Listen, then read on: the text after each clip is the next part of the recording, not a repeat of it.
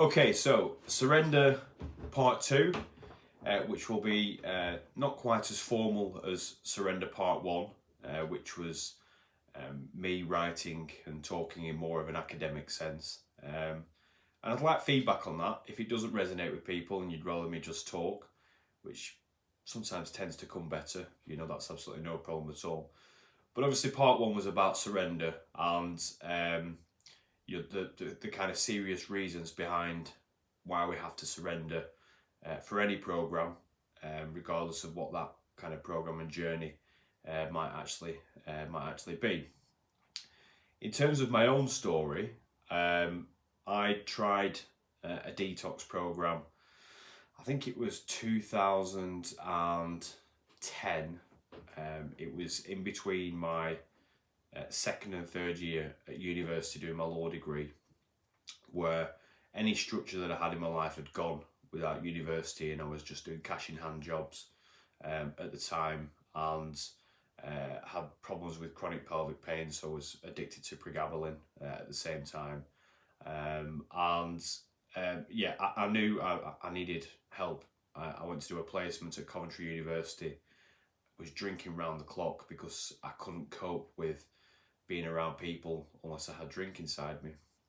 And so I came back, went to a detox centre for 10 days in a lovely area called Gisborne near Clitheroe. I think it's closed down now actually, but it was like something out of Downton Abbey. The surrounding areas were beautiful countryside, and within 3 days of being on sort of medication, because I've always been strong and fit and healthy, I was out running in the fields. Unfortunately, there were people that were a lot worse than me, and they were ill. I was one of the younger people that were there, and so physically I recovered pretty quickly.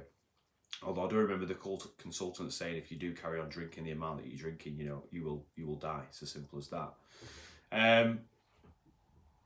But that still wasn't enough for me. 6 months later, I tried the old social drinking again, and 6 to 9 months maybe after that, that's when it all really did go tits up, and that's when I was living in London, and I lost three jobs. In my head, and this goes to the delusion aspect of it, I thought I was the London city slicker, but actually, I was so messed up. When I talk to you, through the program, and whether we do these group exercises or one-to-one, I can go into more details, but in a real kind of bad way. And in the end, I got rescued by my family, who came to drive down to pick me up from the flat that I was in London.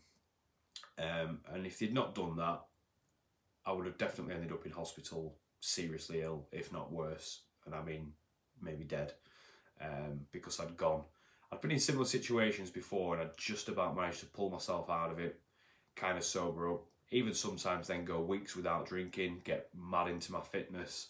That would be my kind of, the alternative addiction would be to throw myself into training 3 times a day, running, weightlifting, swimming, cycling, circuit training, but that wasn't sustainable. And this particular time, when I decided to drink again after a 5-week spell, it all fell apart again, and I couldn't come out of it. The shame that I felt that this had happened again. I'd lost another job. I'd upset another load of people. And I knew when my family came to pick me up that this was kind of it, because no matter how difficult I was finding life, with my problems around anxiety, being able to talk to people, unable to do just normal daily functions as in work, I had to have a drink just to speak to my own family. I remember listening to Frank Skinner talking about how he wanted to once go to the library to get something, and he needed to have 5 pints just to go to the library. This is where it can get your head. The normal things that you hope you can do, and we all have a bit of shyness at times and things like that, but not to that extent.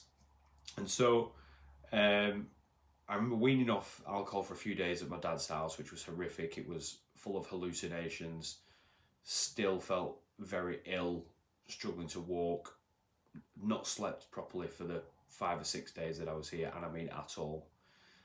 Anyway, I went into the Priory, and I had surrendered. I knew, you know, this is it, Chris. It's life or death, because if you don't do something this time, you are going to die.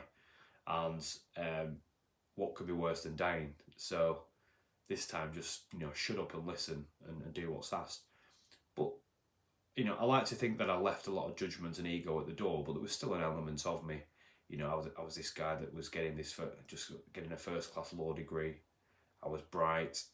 My ego was telling me I was a good looking lad. All this sort of, you know, unusual bollocks that doesn't mean anything. And I always remember one of the therapists, Jenny, and they can read into things so cleverly. And she said, "We've seen you, you know, in the morning. You know, you'll pop up in your dressing gown. You'll have your paper underneath your arm. You'll go to your dining room. You'll get your own spot in the corner with your coffee, reading your paper." And it was never the Sun, you know, or the Daily Star. It was always, you know, the Telegraph or the Independent or something like that. And even that was all bollocks, you know. She said, "We've noticed you do it, you know, and eventually you'll stop doing that because it's all just an act and it's part of the ego." And it was. And I look back on that and it's amazing. And again, that's about surrendering to the actual truth of who I was at that particular time. And when things like that are happening now, I can see it, and I can see through the bullshit that I'm portraying about myself. And I often find it amusing. But the one thing that really stood out for me, in terms of, you know, leaving my ego at the door, was there was a lady called Sue that was in the Priory. And don't forget, this is it's a mental health hospital. The ward that I was in was the addiction therapy program, ATP. But there was other people in there for other issues. And anyway, this lady Sue, I think she was from Manchester, and unfortunately there wasn't a bed for her in a local area, and so they were kind of holding her at the Priory in Preston until they could find somewhere for her. And she was extremely loud, you know, a voice like a foghorn, staunch Manchester, very, very loud, and I was steeped in anxiety at the time, and so she was the type of person that I just wanted to avoid. You know, I just couldn't cope. And so every time I would see her in a corridor, I'd probably hear her before I could see her. I'd make sure I'd be going in a different direction. And she'd always try and engage with me, bless her. And you could tell she had a heart of gold. She just had problems, you know. She was just messed up. And anyway, we were in the dining room one day. And the great thing about the Priory is that, you know, when you've not eaten properly for weeks and weeks, they feed you up, and the food was amazing. And this is the one time where I wasn't just by myself, although I was sat at the table by myself. And I wasn't always like that. I did socialise with other people in my group. It was important to do that, you know, and we'd speak about the exercises that we were going through and our experiences in the Priory. But this particular day, Sue must have thought, right, I've got you now, because you can't get away anywhere. You sat at your table with your food. And so she came over and sat next to me. And I can't remember too much about what we were talking about. But again, I always remember her heart was in the right place. You know, she'd obviously just been through some stuff in her life. You know, looking back, I just, you know, felt so sorry for her. And who knows where she is today, you know.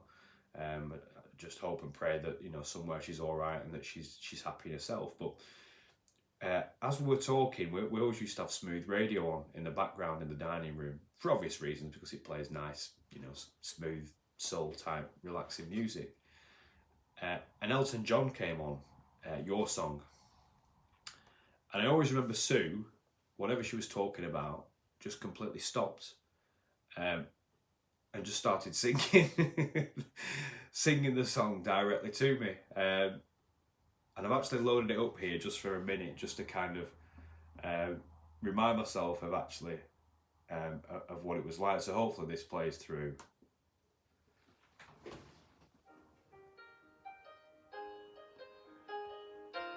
So when this came on, Sue just stopped and started singing to me.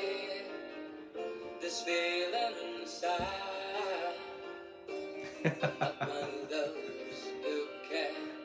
And I mean at the top of her voice as well, in that, you know, very loud Manchester accent, and she knew every single word. And it was just me and her at the table. I'd buy a big house where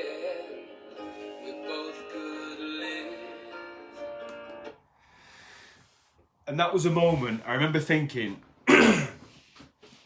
if all the lads I knew from the football teams, you know, all the lads I'd go out drinking with, if they all saw me now, well, for one, they'd piss the sides, just because of the weirdness of the experience itself. But one thing it did to me, it just made me realise, Chris, this person that you think you are, you know, this person who's lived in London, who's got this degree, who's clever and bright, and I did have had some elements of that to my character. That particular situation just got rid of everything that I thought about myself in that respect. It took it all away, because I thought, you know what, you're 32, I think I was 32 at the time, and you're in a dining room in your dressing gown with Sue, as lovely as she is, and this is not slagging Sue off at all. You know, she had a good heart, but you sat with Sue, who's singing Elton John, your song, to you, and that's where your life is. That's where you are. So this vision of who you think you are in your head, that judgment, that ego, that pride, that all has to go. And I think that was probably, I'd already surrendered to some extent, but that was the biggest surrender moment for me going. And I remember walking out into the kind of hall away from the dining room and just bursting out laughing. Just at it was like satire. It was one of the most strangest experiences in my life, but it was also kind of beautiful as well in how just natural Sue was. In that, yeah, she had her issues, but she was just who she was, and it was it changed things for me properly from that moment, because they say leave your ego at the door, but I still had some of it there, and that just got shut of it. Yeah, I'm getting quite emotional, because who knows where Sue is now, but I think what I'm trying to say is that when you get to that point where you know, if you get to that point where you get rid of all the denial, all the delusion, and you can still be hanging on to certain things of this particular belief, hopefully you have a situation like that which actually kicks the living daylights out of the obvious and lets you know, actually, Chris, this is where you are.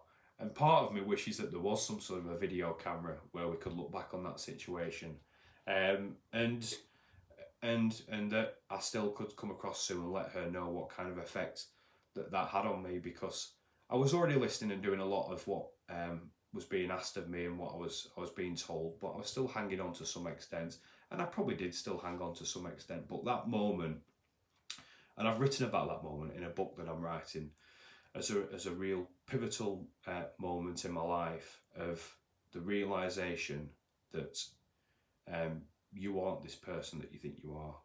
You are this person, like everyone else in here, who's got some serious issues, some serious mental issues, and they need sorting out. And it gave me that extra kick up the backside that I probably needed. From that moment, I didn't go into the dining room in the morning with the Telegraph or the Independent underneath my arm, and I became much more at ease with myself. You know, I kind of accepted and thought, yeah, you know what, if you're a bit fucked up or you're a bit messed up or whatever, so what? You know, you're here to get help. If you do as you're told, other people have got well. You can see it in here with the peer supporters, and you'll get well yourself. So I just kind of wanted to share that story with you, because that was a real surrender moment for me. But whatever the moment is, you know, I still come across people now, and, you know, they can lose legs, their liver can cause problems, they can go through all manner of stuff, and they can still cling on to something. And please, I beg that if we do ever work together, that you just surrender, because there's nothing weak about surrender. You know, surrendering to something that is beyond your control is a massive, massive strength. Anyway, I hope you found that story quite funny and interesting, and I'll leave you to it. Have a great day. Cheers.